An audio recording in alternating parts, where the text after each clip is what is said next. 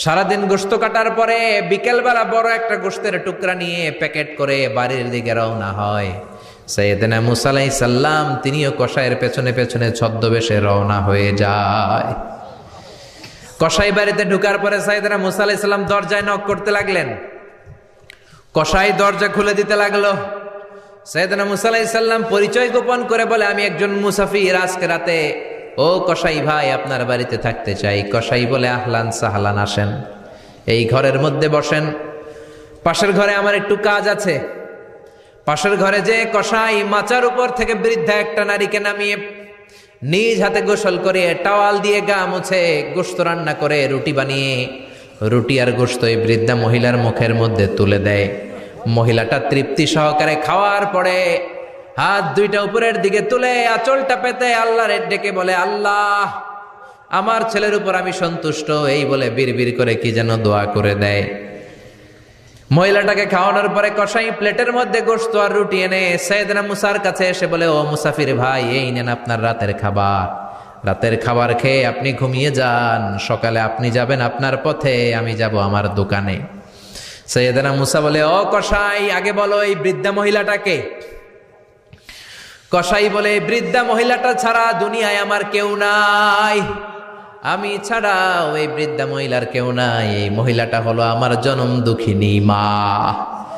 মা ছাড়া আমার কেউ নাই, আমি ছাড়াও মায়ের কেউ নাই।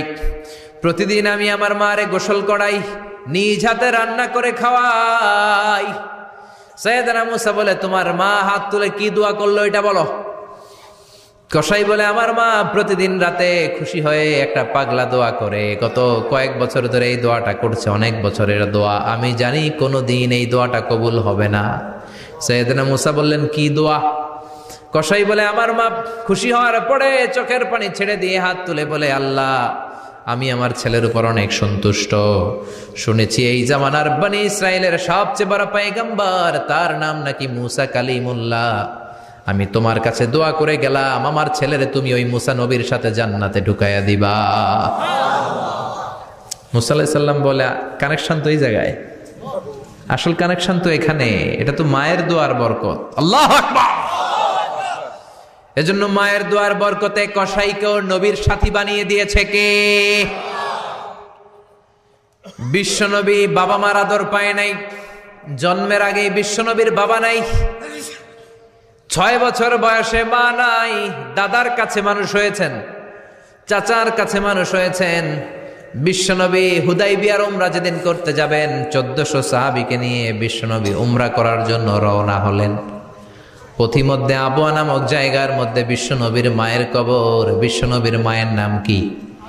তোরা দেখে যা আমিনা মায়ের কোলে, মধু পূর্ণিমারি সেথা চাঁদ দোলে, তোরা দেখে যা আমিনা মায়ের কোলে।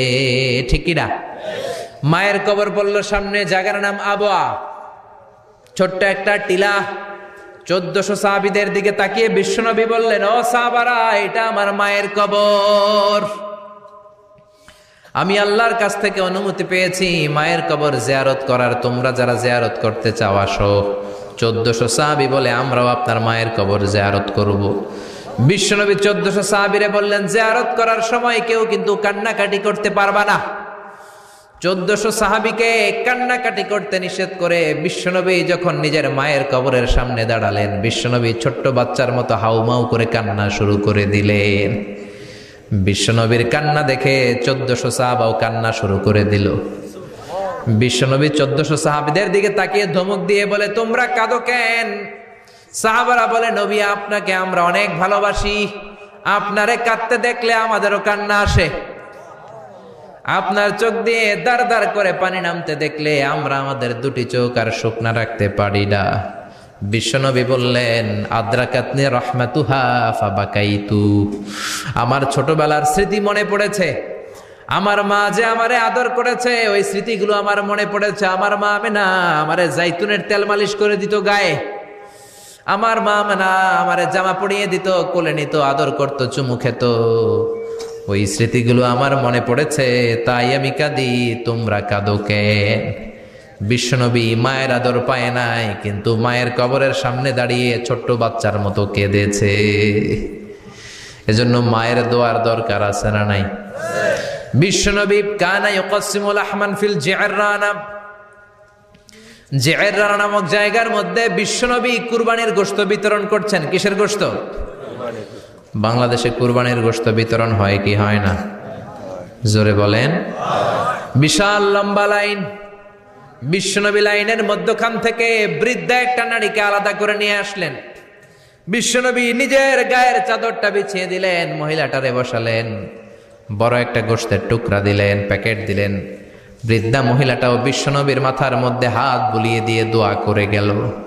সাহাবীরা বললেন, ইয়া রাসূলুল্লাহ, ইয়া হাবিবাল্লাহ, হাজার হাজার মানুষ, কাউকে তো লাইন থেকে আলাদা করলেন না, কে এই বৃদ্ধা মহিলা?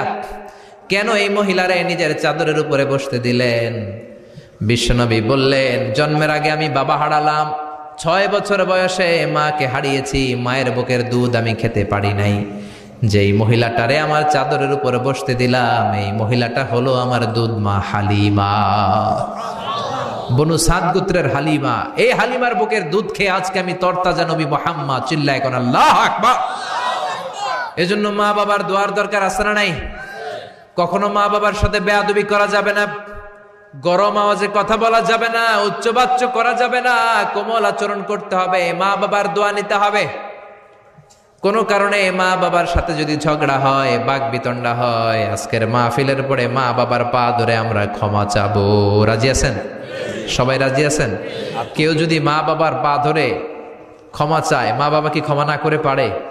আর আম্মা আব্বার পায়ে ধরে চোখের পানি ছাড়তে কি কোনো লজ্জা আছে?